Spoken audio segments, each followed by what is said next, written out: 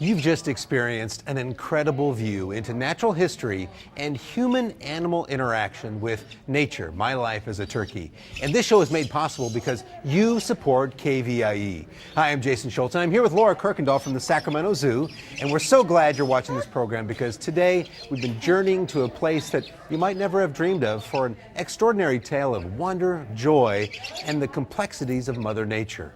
And we'll be talking more about that special bond because we've got some special guests here. But first, I want to ask for your generous support for the shows that you and your family love to watch right here on KVIE. Let's check in with Jim Finnerty, who has information on how you can keep nature programming strong for another year. Jim, thank you so much. Feathered friends indeed. Now, they make some noise, but they're actually very comfortable, right? They are very comfortable, but of course, when the camera comes on, they have to, where this is terrible.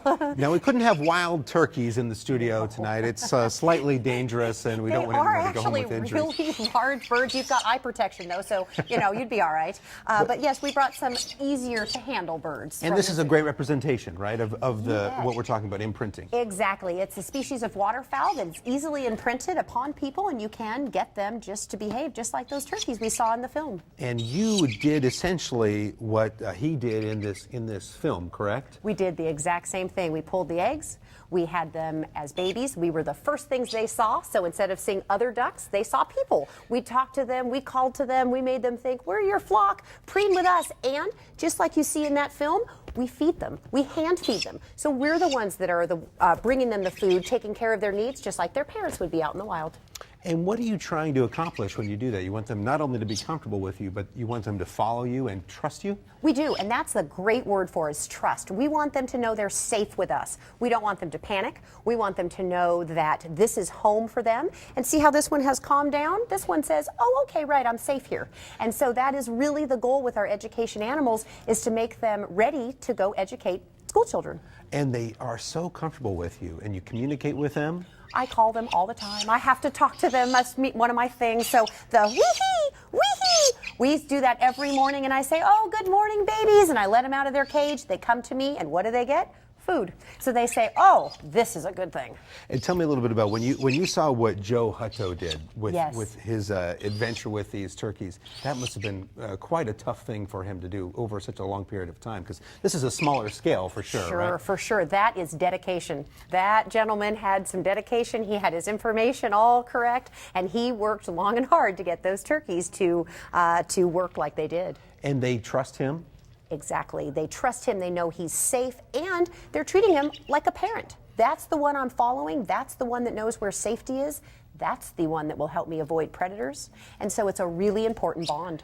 And you can see that bond even just tonight. Before, when we first had them up here on this table, they didn't want to be up here. They were not sure of themselves. And I don't know if it's the cameras or the lights, but now they're comfortable. They like their TV time. Yeah, that's right. Now they've gotten used to it. They realize they're going to be on some Facebook now. But that's exactly it. They've gotten habituated. And already you've noticed when that one stepped off the ledge, he stepped back. So just like our children learn in little steps, they're learning little steps too. So everything that's happened tonight has been an educational experience for these ducks. Just like everything our gentleman did on the show tonight was an education experience for those turkeys. And you said they can fly, but they don't quite know how yet. Exactly. So we've seen them throughout this evening doing that hopping and jumping with their flies. Those are their baby flights. And soon they will realize, oh, I can go very high. I can fly all over. And that's when that trust will come into play. We'll call them and they'll come right on back to us as opposed to keep on going. Oh, Laura, this is all great stuff. We appreciate you sharing these ducks with us tonight. Thanks so much Just for amazing. having us.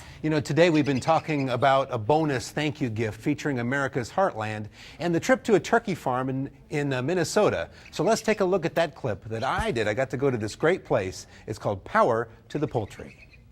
We're about a week away. In fact, next Wednesday, these turkeys will be on the truck. Greg Langmo's family has been raising turkeys in Minnesota for 50 years. They're sitting here at 17 weeks of age right today, and they probably weigh around 21 pounds apiece. 21 pounds in 17 weeks means these birds are eating quite a bit, and that means quite a bit of something else. Manure. This is 90% manure. 90% manure. And when you raise almost 50,000 turkeys at a time, that manure starts piling up. And in a state that raises 46 million turkeys a year, farmers like Greg have a challenge of their own: what to do with all that litter. For decades, the solution was to spread it on farm fields as fertilizer. One of the problems we have in Minnesota is that we either have crops in the field or they're frozen most of the time. We have a very short window in the spring and a very short window in the fall after harvest when we can land spread. You were stacking it up, piling it up all around the county. That was the only way, that's the only use there was for it. And rural residential property owners were concerned that there was a lot of stockpiling going on.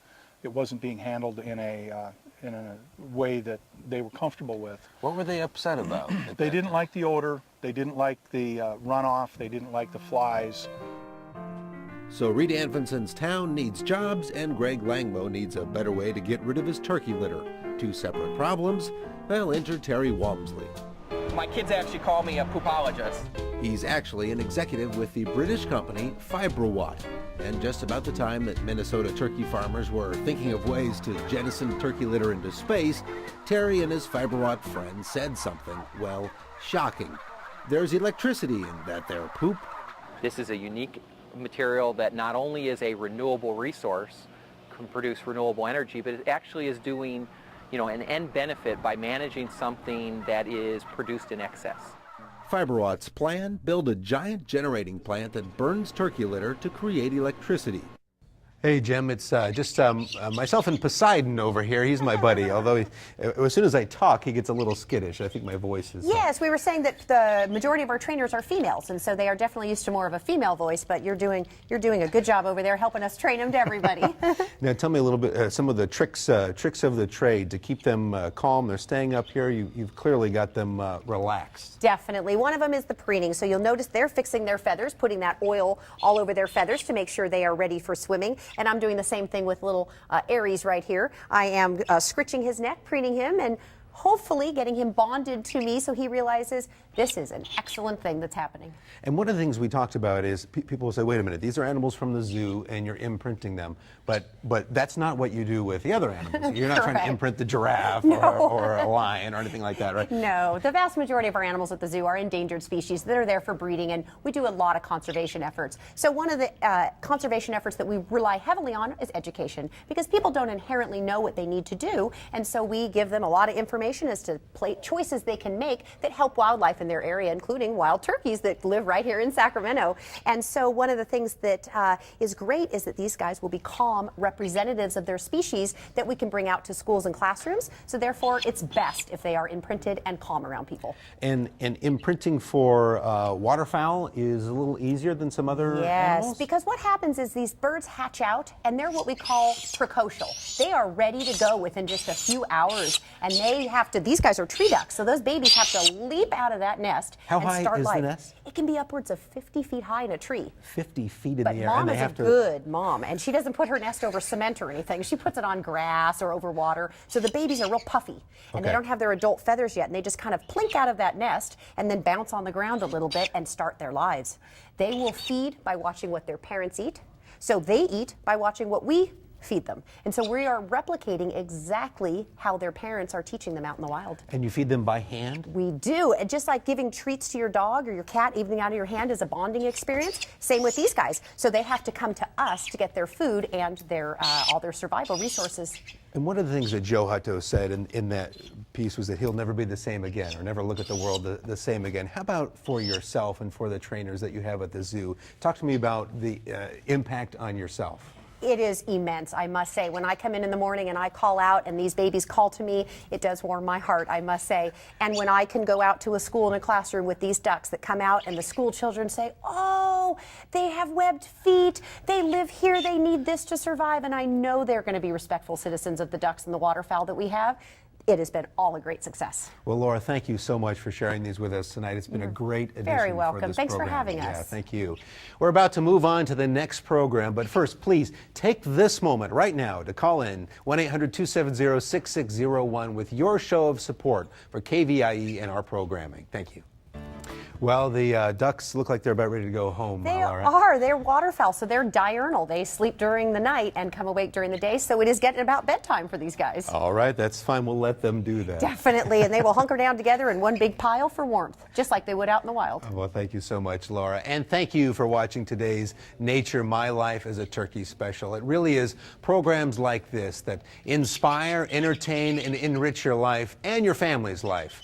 And those inspirations are worth your support with a generous contribution. So make sure that you call the number on your screen, 1-800-270-6601, and make a difference for the programs that you love every week right here on KVIE. Become a sustainer today with an ongoing monthly contribution, and you'll be making the best impact on the shows that mean the most to your family. So make sure that you call right now, 1-800-270-6601. Pick the donation that's right for you and right for your family, and see the thank you gifts that we have for you right there. It's your time to call, because otherwise, how are we going to bring these ducks to you? It's so true. The ducks want you to call. We want you to call. The zoo wants you to call. Right. Joe Hutto wants you to call as well. 1-800-270-6601. And the ducks are having a great time, and they're preening, as you said. They are, and look at them go. This has been a fantastic experience for all of us. Thank you so much, Laura. Thank you, Sacramento Zoo. 1-800-270-6601. Thank you so much.